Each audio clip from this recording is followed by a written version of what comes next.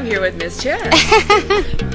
We're here at the St. Louis Black Expo and Book Fair, and all out pink. Did you see the color greens? Did you see the food? It was amazing.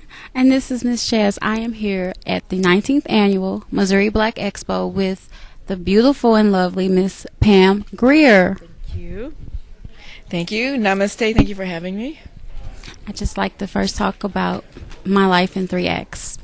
Well, I wrote my memoir as a history lesson because there's so many wonderful lessons learned that translate for several decades. Someone reminded me I had a career for 40 years, which is great because now today you get 5 years. Our parents used to get 20 years and a watch, but I've had 40 years.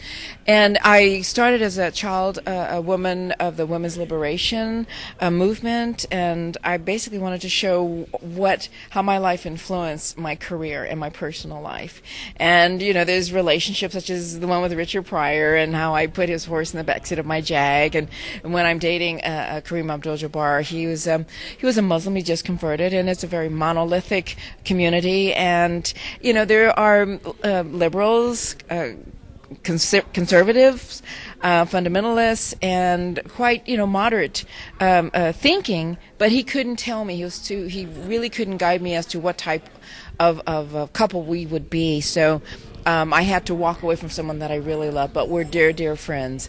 And just Hollywood, Black Hollywood, how I started without a stunt woman, and all the way today. And of course, I rescue horses for a therapeutic riding program, and I still ride because my family's from Colorado and Wyoming. So I am from the Wild Wild West. We ski and snowboard, and so basically, it encompasses how I get everything about me from my audience. Without the audience, there is no actor.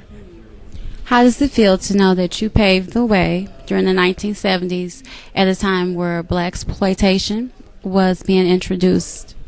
Well, they say I paved the way, but as a woman, yes. But there were quite a few films done before I had done, or there was Black Mama, White Mama, or Coffee, and they were not called blaxploitation or exploitation. They were just action films. We don't call action and Asian films action Asian exploitation or Asian exploitation, which are much more violent than our films. But since a woman had stepped into that path, now a lot of conservative males weren't comfortable with the woman, so they felt I was exploiting women, when I said, no, I'm just being the best woman I can be.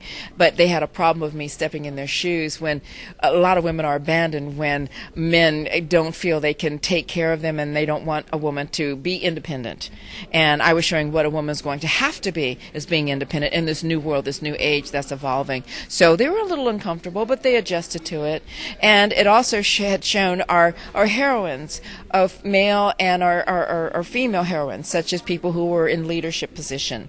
So we weren't used to it, but yet the rest of the community loved it and supported it, and it's global. And to be interviewed by people all over the world regarding it, I mean, there's countries that are just now getting Coffee, Foxy Brown, and Sheba today, and are just enlightened by it and want to know our history and our music. So the BBC just did a documentary on me regarding that era, and it's coming out, I think, right around February during Black History Month. So the whole world is interested in who we are as a nation and where we're going. So it's been exciting, a very exciting, and I talk about it in my book.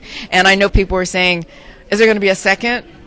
Well, I would have to go under the witness protection program for the second one. I'll have to name names, and it's going to get scary, and Lou's not in it. But otherwise, Lou is a gentleman. He was always a gentleman in my past, and we share a wonderful history of being able to be and represent and show our history of our community. What was it like overcoming cancer for you during that time in your life? I'm here breathing. That's what it's like. Well, I can't describe what it's like because the end result is I'm here, and because I was agape and open to Chinese therapy, and it's a harrowing experience and often lonely because your parents can't take off from work and go with you to take treatment. And I was 39, so it was a shock and a surprise. But what I learned from it is to share with others wellness, and people are coming out of like my presentations have been in at least 25 cities, and people are talking about what they have learned today. Fast forward from 1988 to today, all the unique therapy like the cyber knife and holistic. But what it teaches you is in balance. We haven't been eating well. We've been eating foods with hormones, and even Dr. Oz came on television a couple weeks ago and said, don't eat any food with growth hormones in it, because if you have a cell, it's going to make that cell grow. And our water, we need more pure water. Chlorine is in our water because it sits in our in the tubes and it going into our homes. Well, chlorine breaks down fiber. So can you imagine it breaking down your system, your immune system? So you need pure water, whether it's the Brita system or whatever. But your wellness is your intake. You become what you eat. And if it's toxic and if it's already poisonous and the water is bad, that's what you're going to become. Because all my relatives in Wyoming, we drank pure crystal water out of the streams, okay? And they all lived to be over 105. No one had cancer then. Everyone's got it now. And it's so we're not being alert and attentive. We're not paying attention. And we can't move forward as a community, as a nation, if we're not. And so I even as read to seniors, read to children, I wanted children to be a part of my presentation so they can understand how they have to. Mom, we can't eat that. Mom, we want to eat better foods without salts, preservatives, and growth hormones. We have to do better. Last but not least, can you please tell me something that we do not know? Well, I put Richard Pryor's horse in the backseat of my Jaguar to save its life when we were dating, and Richard thought it was very funny. And that's something that you don't know, that I am crazier than he was. And I didn't have to do the drugs he did. Well, I'd just like to say thank you so very much, and much continued success to you. Well, thank you. Namaste. May the power within you be strong. Thank you for your invitation.